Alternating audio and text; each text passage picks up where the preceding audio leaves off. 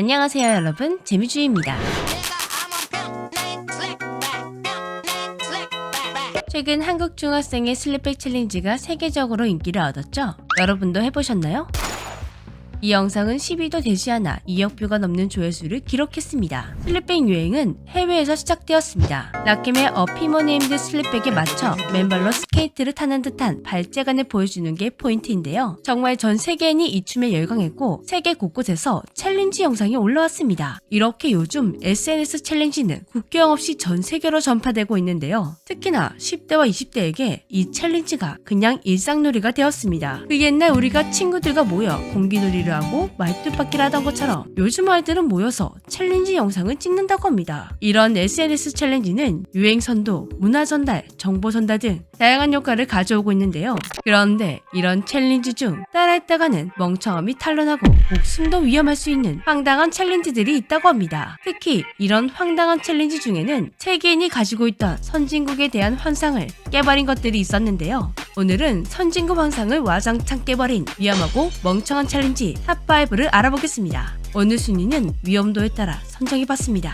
탑5 네이파이 치아 챌린지. 선진국 하면 가장 먼저 떠오르는 나라 미국. 네이파이 치아 챌린지는 미국에서 시작되어 인기를 퍼져나간 틱톡 챌린지입니다. 이 챌린지는 가지런한 이의 모양을 만드는 것인데요. 한국에서도 가지런한 치아 모양을 선호하다 보니 이런 챌린지가 유행된다는 건 이해가 되지만 도무지 이해할 수 없는 건 그들이 가지런한 치아를 만드는 방법이었습니다. 힌트는 이 챌린지의 이름이 네일파이 치아 챌린지라는 것. 네일파이란 바로 이것입니다. 손톱을 손질하는 도구로 표면이 사포로 되어 있어 굉장히 거칩니다. 이 거친 면으로 손톱의 가장자리나 윗면을 갈아서 예쁜 손톱 모양을 만들어주는 도구인데요. 그렇다면 손톱을 다듬는 도구로 어떻게 가지런한 일을 만든다는 것일까요? 그건 손톱을 매끈하게 만드는 것처럼 치아도 갈아내는 것입니다. 미국의 많은 뷰티 인플루언서들이 이 방법을 신박한 뷰티 팁인 것처럼 퍼뜨렸습니다. 그런데 이거 딱 봐도 미친 짓이죠? 치아와 손톱 둘 다 단단한 신체 조직이긴 하지만 너무나 다른 존재들입니다. 우선 손톱은 매일 자라기 때문에 잘라내는 등의 관리가 필수인 것이고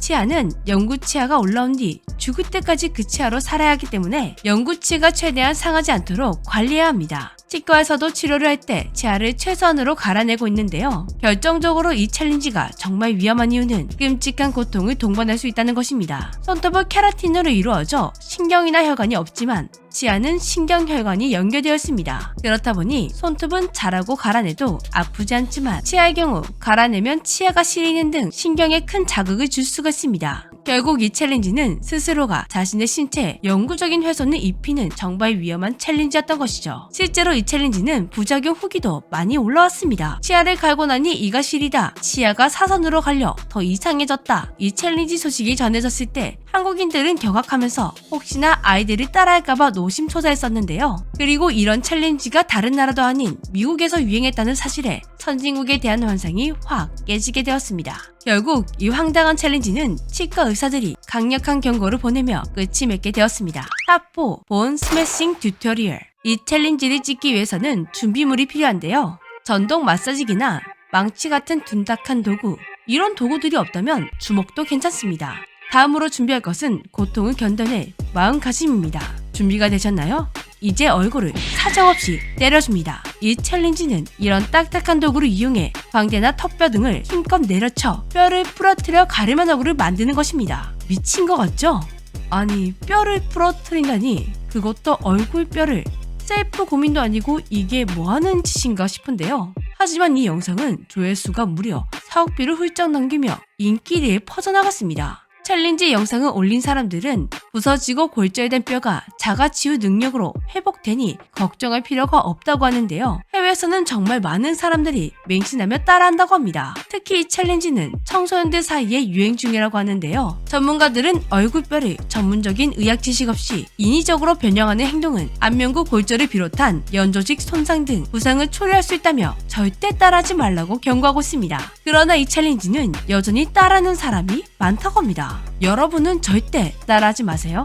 탑3 트래핑 점핑 챌린지. 이 챌린지는 3명이 함께해야 하는 챌린지입니다. 그렇다 보니 친구들끼리 많이 하는 챌린지라고 하는데요. 챌린지 방법은 우선 카메라를 보고 3명이 나란히 섭니다. 그리고 오른쪽과 왼쪽에 있는 사람들이 먼저 점프를 하는데요. 이 두 사람이 땅에 착지하는 동시에 가운데 사람이 점프를 합니다. 마치 크레용팜의 점핑을 연상시키는 아주 귀여운 챌린지인 것 같은데 이 챌린지는 결코 귀엽지 않았습니다. 가운데 사람이 착지하려는 순간 양쪽에 있는 두 사람이 착지하려는 사람의 다리를 걷어차서 넘어뜨리는 챌린지이기 때문이죠.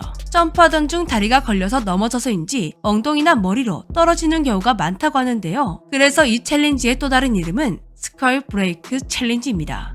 탑2 베나드리 챌린지. 베나드릴 챌린지는 미국 시대들 사이에 굉장히 유행하는 챌린지인데요. 베나드릴은 알레르기 약의 이름입니다. 이 챌린지를 하는 이유는 약물을 과다 복용한 순간 일어나는 환각 효과를 보기 위해서인데요. 약물 과다 복용이라니 얼마나 무서운 챌린지인지 벌써부터 느껴지는데요.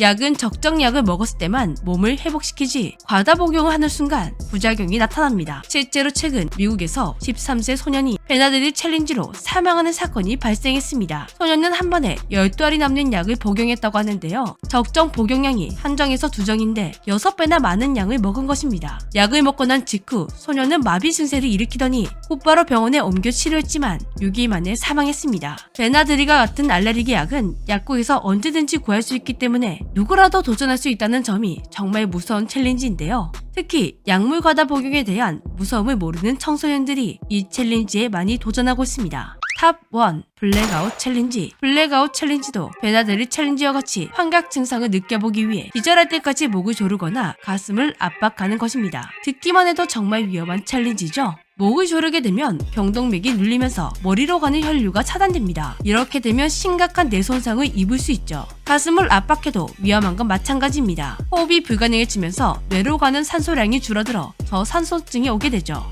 단 5분만 뇌에 가는 산소가 공급되지 않아도 심각한 뇌 손상이 발생하게 됩니다. 가장 문제는 진짜 이 챌린지 때문에 많은 사람들이 죽었다는 것입니다.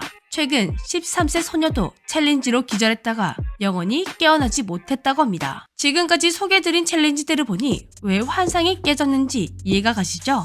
높은 교육 수준을 가진 나라들이라 생각했는데 이런 터무니없고 위험한 챌린지가 유행하다니 너무 놀랐습니다. 문제는 이런 챌린지가 인기리에 세계로 퍼져나간다는 것인데요. 한국에도 10대 청소년들이 이런 챌린지를 따라하는 경우가 많습니다. 챌린지 영상을 찍는 게 아이들의 놀이가 된 만큼 안전한 챌린지 활동을 할 수 있도록 어른들의 관심이 필요할 것 같은데요. 그렇다고 무작정 챌린지 같은 건 하지 마 하면 몰래 하겠죠? 이런 게 더 위험합니다. 그러니 아이와 대화하는 시간을 가지면서 요즘 우리 아이는 어떤 챌린지에 관심을 가지고 있는지 알아보기도 하고 같이 찍어보기도 하며 가족 사이를 더 돈독하게 만들어 보시는 건 어떨까요? 지금까지 재미주였습니다. 영상을 끝내기 전 안내드리겠습니다. 지난번 재미주에서 진행되었던 백진성 공동구매가 뜨거운 성원 덕분에 다시 돌아왔습니다.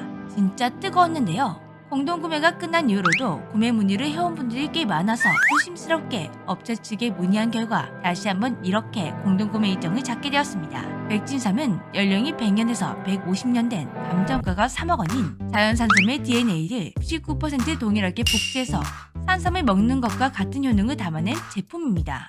백진삼은 사람들이 홍삼을 먹을 때 가장 중요하게 여기는 진세노사이드 함량이 가장 높은 제품인데요. 백진삼보다 높은 제품을 찾으면 환불을 보장할 정도로 자부심을 가진 제품입니다. 그리고 몸에 좋은 성분이 최대한 체내에 흡수될 수 있도록 스위스 제네바 국제 신기술에서 금상을 수여한 나노 공법으로 제작되었다고 합니다.